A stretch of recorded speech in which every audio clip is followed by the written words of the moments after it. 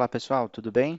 Eu sou o Cláudio e hoje a gente vai falar de uma ferramenta que é extremamente poderosa e ao mesmo tempo simples, os 5 porquês.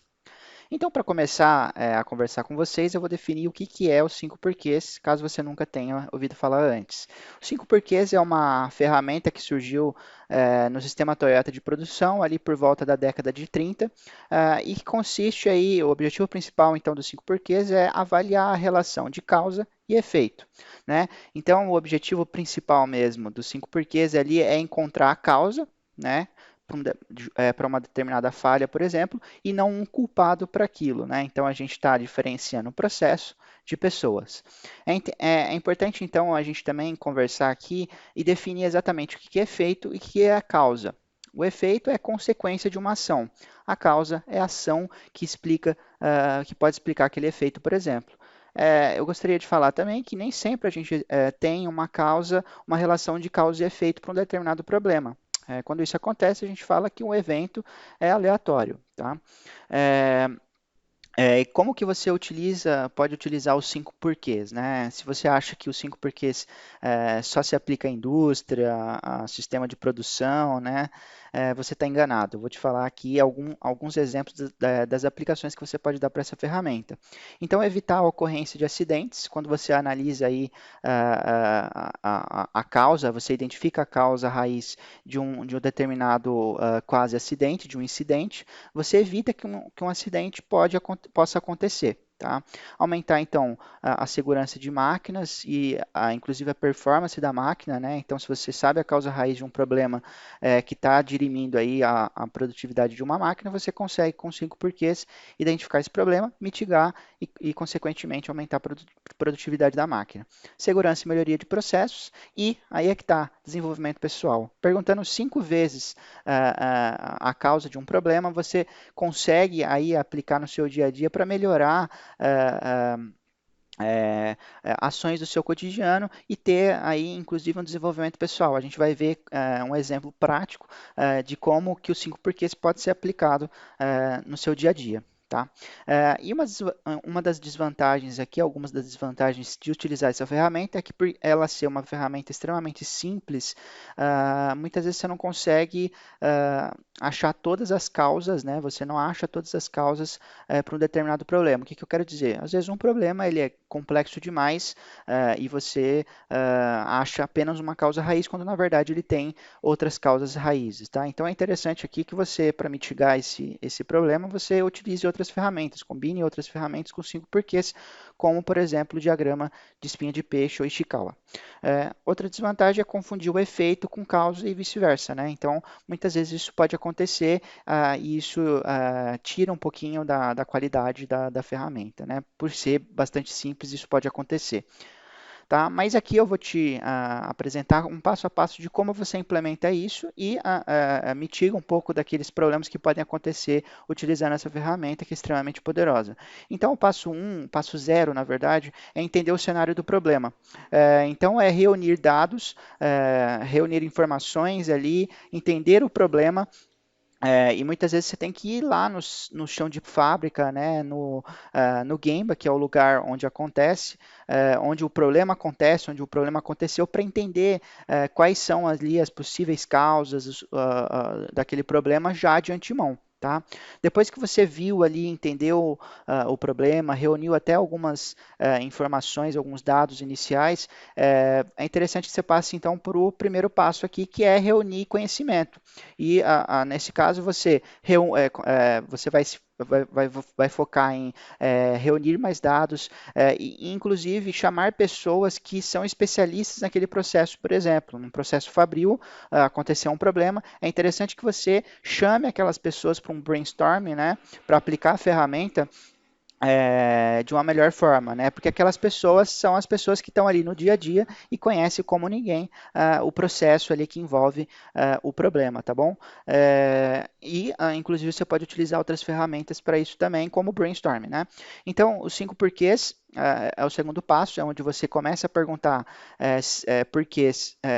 porquê 5 vezes para um determinado problema. Então, por que isso aconteceu? Aí você pergunta de novo, por que isso aconteceu? É claro, aqui a gente fala 5 vezes, mas você pode aplicar quantas vezes você achar necessário, tá bom? Não existe uma regra para isso. E o terceiro passo é que quando você chegar lá na causa raiz, né, depois de perguntar por que 5 vezes, você é, desafia aquela causa raiz. Então, eu tenho provas, eu tenho dados que comprovem que aquela causa existe, eu tenho dados, eu tenho embasamento para falar que aquela causa vai levar realmente ao problema identificado, né? E existe alguma outra causa que poderia, combinada com aquela, esclarecer o cenário ali, o problema? Então, isso é importante que você, na verdade, como um todo, né? Desde o primeiro passo, você questionar, desde o primeiro porquê, você questionar ali as afirmações que você está dando, né? Então, no brainstorm também, muita gente vai falar várias coisas, é importante que você tenha um mediador ali do brainstorm para chegar num consenso que faça sentido para todo mundo e que tenha um sentido lógico. E é interessante também que, se possível, você, com aqueles dados que você já recolheu previamente, você confirme aquelas hipóteses que você está dando como resposta, dando como porquê, né, como motivação, né. Então, isso vai deixar a ferramenta mais precisa, tá bom? E o quarto passo e último é estabelecer um plano de ação. Então, você pode utilizar um 5W2H, por exemplo, para estabelecer ações que vão corrigir aquele problema e que vão, por conseguinte, fazer com que aquele problema não aconteça outra vez, que é justamente a fonte ali, né? Achando a causa raiz, você consegue evitar que esse problema aconteça de novo ou, inclusive, evitar que esse problema realmente aconteça, né? Às vezes você pode ter tido apenas um incidente. Tá? Então, esse é o objetivo principal dos 5 porquês, é perguntar 5 vezes até achar a causa raiz, tá bom? Porque assim você vai abrindo aquele problema até chegar num motivo final ali, né? Então, aqui eu trouxe dois exemplos para vocês. O primeiro exemplo é um exemplo aplicado ao cotidiano. Então, aqui a gente viu que a pessoa aqui ela passou no sinal vermelho, né? Esse é o problema macro. Então, ela passou no sinal vermelho e aí a gente aplica a ferramenta. Vamos perguntar a primeira vez, por que eu passei no sinal vermelho? Né? Então, uma das hipóteses aqui é que ela acordou tarde. Então, ela se lembra que ela acordou tarde e isso pode ter levado ela a passar no sinal vermelho e ter tido a multa aí. Mas por que será que eu acordei tarde, né? E aí a resposta, né? A gente pensou exaustivamente que é interessante e fundamental que você faça isso aplicando essa ferramenta. Pense bastante.